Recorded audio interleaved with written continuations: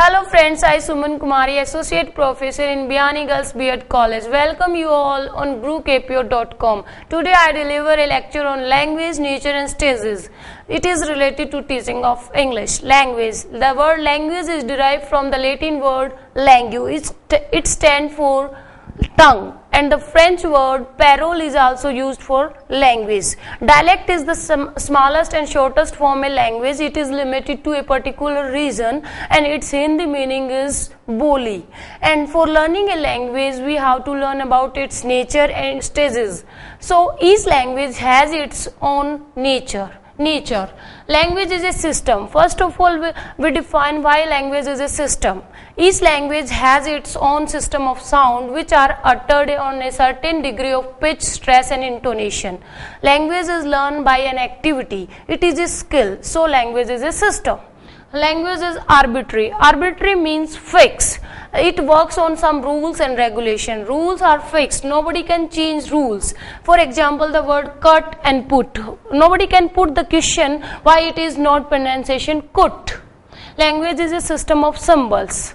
As we all know that there are 26 letters in English alphabet and these produce 44 sound. We have to learn about 44 sound because sometime it create different sound and sometime it is different in situation. So for language learning we have to learn about the symbols.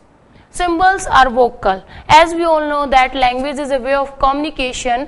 For communication we use some visual symbols like traffic lights, signs of danger, etc. For explanation of it, we have to learn the vocal skin of the language. Stages. There are 5 stages in language learning. These are recognition, imitation, repetition, variation and selection. First of all, recognition. When a child learns the language, he recognize a word, he understand a word, he identify the word and then he go to the imitation. He imitate the teacher, his friend, his colleague and he speak the same way as the teacher speak. Repetition.